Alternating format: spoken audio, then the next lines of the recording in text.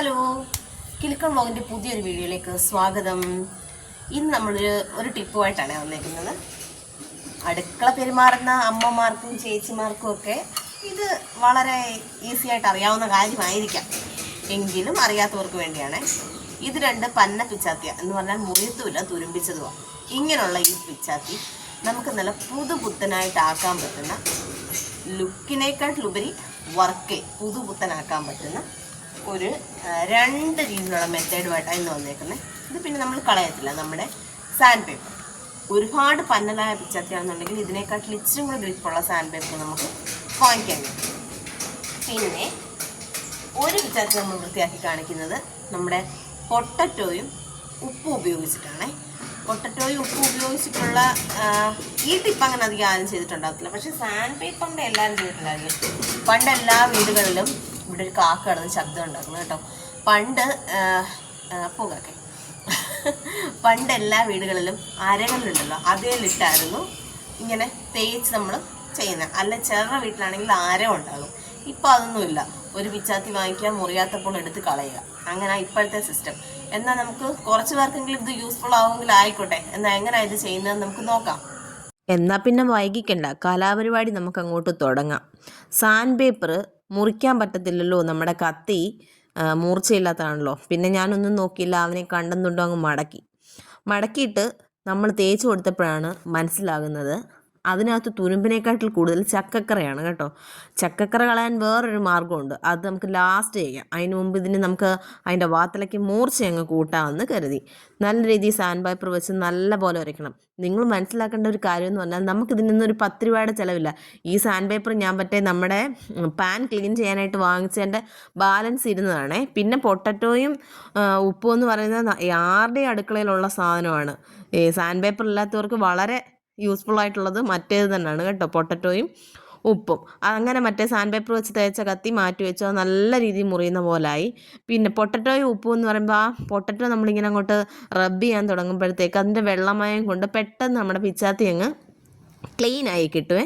തുരുമ്പൊക്കെ പെട്ടെന്ന് അങ്ങ് പോകും. അതുപോലെ പെട്ടെന്ന് അങ്ങ് മൂർച്ച. നമ്മൾ ഈ റബ്ബ് ചെയ്യുമ്പം തന്നെ നമ്മൾ എന്താ പറയുക, ലേസിൻ്റെ സ്ലൈസ് പോലെ ഇങ്ങനെ മുറിഞ്ഞ് അങ്ങ് പോകാൻ തുടങ്ങും നമ്മുടെ പൊട്ടറ്റോയെ. അങ്ങനെ പൊട്ടറ്റോയുടെ യൂസ് നല്ലതാണ് കേട്ടോ. ഒരു പ്രാവശ്യം ഒന്ന് ട്രൈ ചെയ്യണം. നമ്മുടെ അടുക്കളയ്ക്കകത്ത് അന്നേരം നമുക്ക് റിസൾട്ട് കിട്ടുന്ന കാര്യം ആ പൊട്ടറ്റോയുടേത്.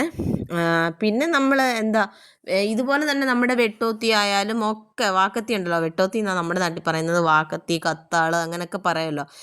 അതൊക്കെ നമുക്ക് ഈ രീതിയിൽ തന്നെ റെഡിയാക്കി എടുക്കാം. കാരണം ഒരുപാട് നമുക്കങ്ങ് മൂർച്ച പോകുന്നതിന് മുമ്പ് ഇങ്ങനെയൊക്കെ ഈ ടിപ്പുകളൊക്കെ ഒന്ന് ചെയ്ത് വെക്കാമെങ്കിൽ നമ്മുടെ പിച്ചാത്തി ഏത് സമയവും നമുക്ക് നല്ല മൂർച്ചയുള്ളതായിരിക്കും. മിക്ക വീട്ടിലും 2ഉം 3ഉം പിച്ചാത്തി ഉണ്ടെങ്കിൽ തന്നെ അതിലൊരെണ്ണമായിരിക്കും മുറിയുന്നത്. അത് മാത്രമായിരിക്കും നമ്മൾ കൈകാര്യം ചെയ്തുകൊണ്ടിരിക്കുന്നത്. നമ്മൾ ഈ വീഡിയോ ചെയ്യുന്നത് ടെറസിൻ്റെ മണ്ടയ്ക്ക് വെച്ചാണ്.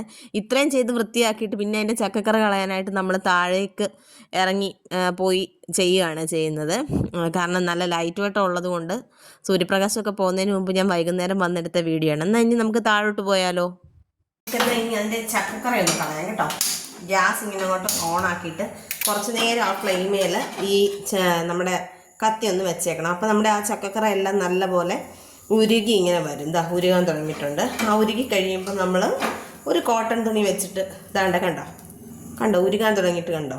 ആ ഉരുകാൻ തുടങ്ങിയ സാധനം നമ്മളൊരു കോട്ടൺ തുണി വെച്ച് ഇങ്ങനെ അങ്ങോട്ട് റബ്ബ് ചെയ്തങ്ങ് മാറ്റാവുന്നുണ്ടെങ്കിൽ നമ്മുടെ പിച്ചാത്തി നല്ല സൂപ്പറായിട്ട് നമുക്ക് കിട്ടും. കണ്ടോ, ഒന്നും കൂടി ഇച്ചിരി നേരം കൊണ്ടൊന്ന് ഇരുന്നോട്ടെ. ഏറെ ചക്കക്കറ ഉണ്ടായിരുന്നത് തന്നെ നമുക്ക് അത് ഇനി ഫ്ലെയിം ഓഫ് ചെയ്തിട്ട് നമുക്ക് കോട്ടൺ തുണിയാകുമ്പോൾ പെട്ടെന്ന്, അല്ലാതെ മറ്റേ പോളിസ്റ്റർ തുണി എടുക്കല്ലേ. കാരണം ഈ തീ ആയതുകൊണ്ട്, ഇത് ചൂടായതുകൊണ്ട് നല്ലതുപോലെ പെട്ടെന്ന് കയറി പിടിക്കും അതെല്ലാം. നമ്മുടെ പിച്ചാത്തി രണ്ടും നല്ല സൂപ്പറായിട്ട് തന്നെ വന്നിട്ടുണ്ട്. ഇനി വല്ല മൂർച്ച നമുക്കൊന്ന് ടെസ്റ്റ് ചെയ്യണ്ടായോ, ഒരാൾക്കെങ്കിലും ഉപകാരമായിക്കോട്ടെ എന്ന് വിചാരിച്ചാണ് ഞാൻ വീഡിയോ കേട്ടോ. ഇത് നമ്മൾ പൊട്ടറ്റോ ഉപയോഗിച്ച് റെഡിയാക്കിയതാണേ. അടുത്ത് നമ്മൾ സാൻഡ് പേപ്പർ വെച്ച്, ഇത് ഒരുപാട് പഴയ പിച്ചാത്തിയാണ് കേട്ടോ. കണ്ടോ നല്ല സൂപ്പറായിട്ട് അരിഞ്ഞ് കിട്ടിയാണോ. അപ്പോൾ ഈ ചെറിയ വീഡിയോ ഇഷ്ടപ്പെട്ടെങ്കിൽ, ഒരാൾക്കെങ്കിലും ഉപകാരപ്പെട്ടെങ്കിൽ ലൈക്ക് ചെയ്യാനും ഷെയർ ചെയ്യാനും സബ്സ്ക്രൈബ് ചെയ്യാനും ഒന്നും മറന്നു പോകരുത്.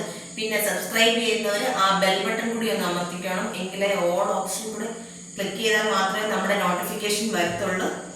ഓരോ സബ്സ്ക്രൈബേഴ്സുമാണ് നമ്മുടെ പ്രചോദനം. അപ്പോൾ ഓക്കെ, ബൈ ബൈ.